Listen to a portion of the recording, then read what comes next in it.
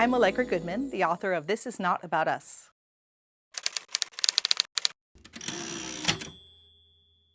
Allegra, thank you so much for being here. You are a New York Times bestselling author, and your latest, getting raves from critics and readers, is called This Is Not About Us. How would you describe it in one sentence? This Is Not About Us is about 3 generations of an American family who fight, who get along, who fall in and out of love, and grow up a bit, even the older ones, as the book goes on. This new book is fiction, but do you think of it more as a novel or a collection of stories? I think of it as a serial novel because I was writing it over a number of years and publishing pieces of it in The New Yorker and elsewhere. And readers would write to me and ask for more, so I kept writing more. I'm curious about that. Like, what comes to mind when you talk about serial novels or you think about serial novels? What comes to mind for you? I think of those great 19th century novelists like Charles Dickens, who used to write their novels in pieces in magazines, and people would wait for the next installment. Why do you think we stopped doing that? Why do you think that went out of style? That sounds great. The world has changed. That does sound great, though. Did you incorporate any of the, like, as you were publishing parts of this, did you get feedback that ended up moving the direction of the story for you?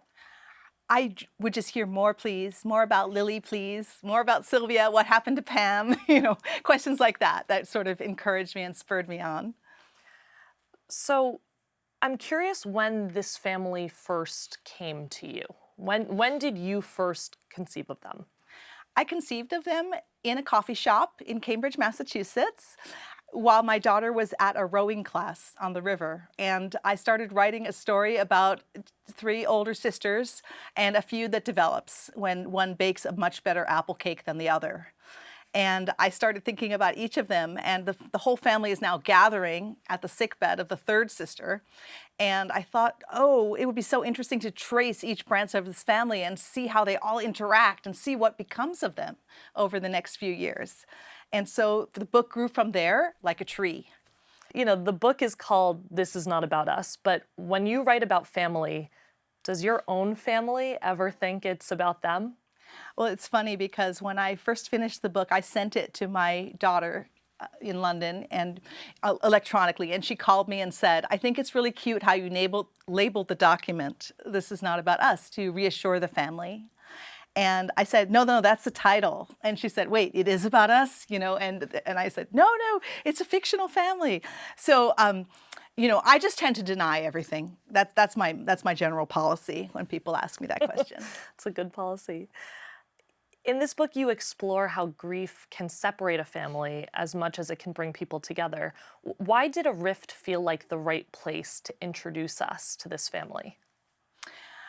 I think that, if you're going to write about family, you're going to be writing about friction and conflict. If you're interested in politics, write about family. If you're, I had a reader write to me and say, how could this have happened? How could they turn against each other? And, when are they going to reconcile? And I was sort of like, why don't we have world peace? These are really deep questions. And my father, when he read this book, said, I would never do something like that. I would never. And I said, well, that's why I titled the book, This Is Not About Us. Because our family is perfect and, nobody ever fights. Of course. The book is very funny and reminds us that humor and grief can often exist hand in hand. Do you believe that? Is that something you wanted to convey in this story? Yeah, I'm interested in humor and irony and absurdity. And, I think the reader finds some things funny that perhaps the people inside the family don't. So the reader has that perspective from the outside, which is a wiser perspective. It's a book about grief. It's a book about love. It's a book about, coming together as well as sort of pulling apart. And it's about what I see, which is that sometimes when we're stressed, we don't always rise to the occasion. We don't always say the right thing. I mean, maybe your family does, but, that's why the book is a book about other people. This family comes to life in the details, especially of Jewish humor and food, which are so essential to the American Jewish identity. What did you want to capture about faith, and specifically the Jewish faith, in this book? I was interested in drawing a portrait of a Jewish family who are not super observant, but are very identifiably Jewish. So then the question is sort of what is their culture? How do they speak? You know, what is being Jewish in America today like? I've also heard from a lot of readers who aren't Jewish who sort of see dynamics, in their own family, which resonate, which is interesting.